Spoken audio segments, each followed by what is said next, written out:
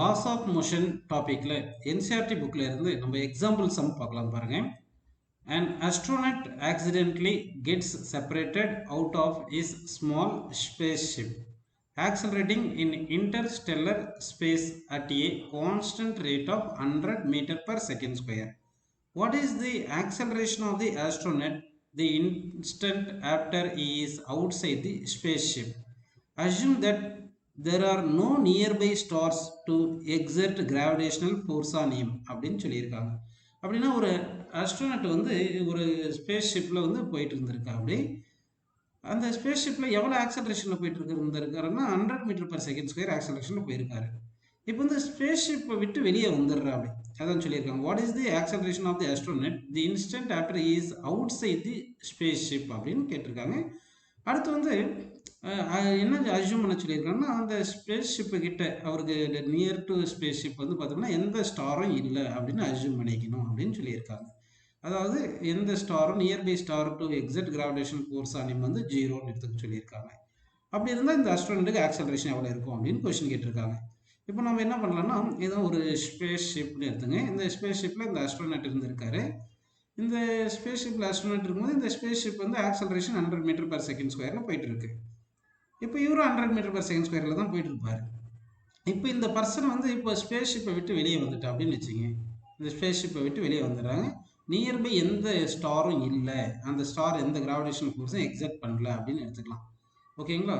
ஜென்ரலாக எதனா ஒரு மாஸ் இருந்துச்சுன்னா அந்த மாஸ்னால ஆக்சலரேஷன் அக்யூரேட் வந்து gm/r² அப்படின்றது ஒரு ஃபார்முலா நமக்கு தெரியும்.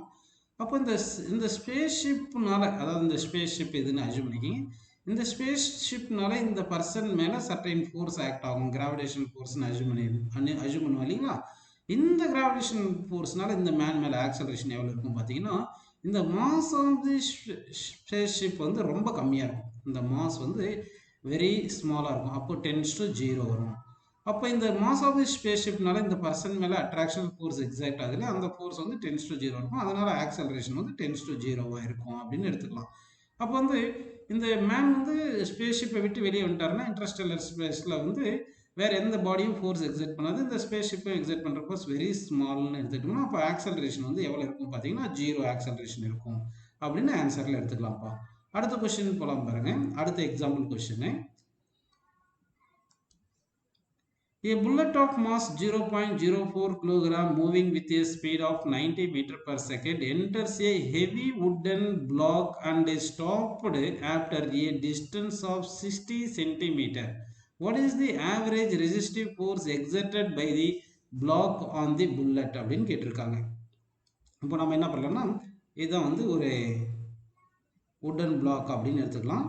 ஓகேங்களா? இங்கே வந்து என்ன பண்ணுதுன்னா ஒரு புல்லட் வந்து என்டர் ஆகுது. இந்த புல்லட் என்டர் ஆகும்போது இதனுடைய வெலாசிட்டி வந்து இனிஷியல் வெலாசிட்டி யூன்னு எடுத்துக்கலாம். இந்த இனிஷியல் வெலாசிட்டி யூ எவ்வளோ கொடுத்துருக்காங்க பார்த்தீங்கன்னா 90 மீட்டர் பர் செகண்ட்னு கொடுத்துருக்காங்க. இனிஷியல் வெலாசிட்டி யூ வந்து 90 மீட்டர் பர் செகண்ட். இந்த புல்லட்டுக்கு மாஸ் எம், இந்த மாஸ் வந்து எவ்வளோ கொடுத்துருக்காங்கப்பா 0.04 கிலோகிராம் அப்படின்னு கொடுத்துருக்காங்க.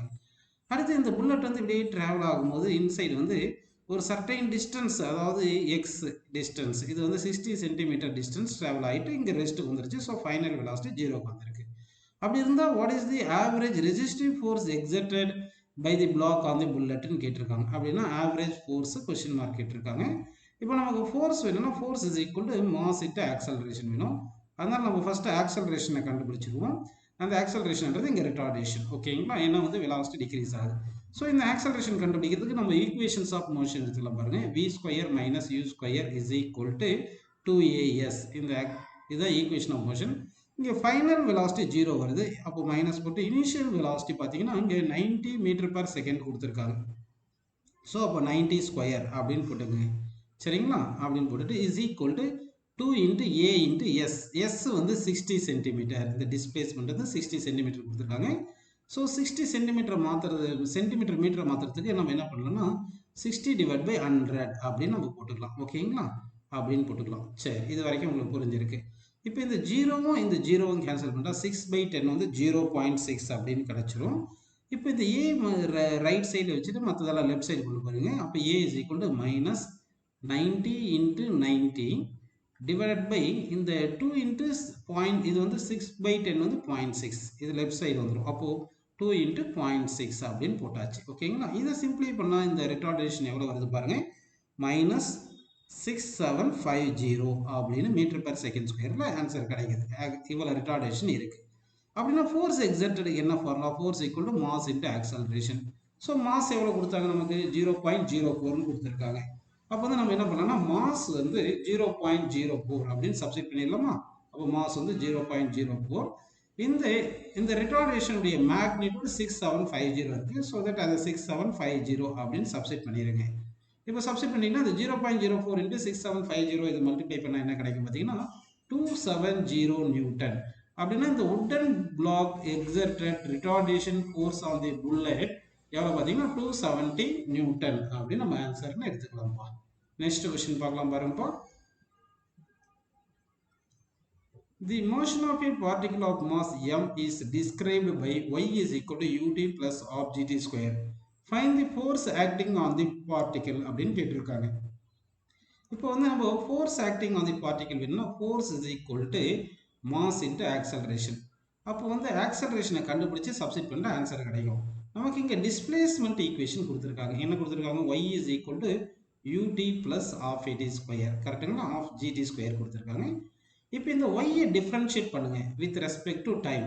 அப்போ differentiate the Y displacement equation with respect to time அப்படி பண்ணீங்கன்னா என்ன கிடைக்கும் பார்த்தீங்கன்னா வந்து இந்த ஒய்யை டிஃப்ரென்ஷியேட் பண்ணும்போது dy by dtன்னு கிடைக்கும். இந்த dy by dt தான் வெலாசிட்டி v அப்படின்னு போட்டுக்கணும்.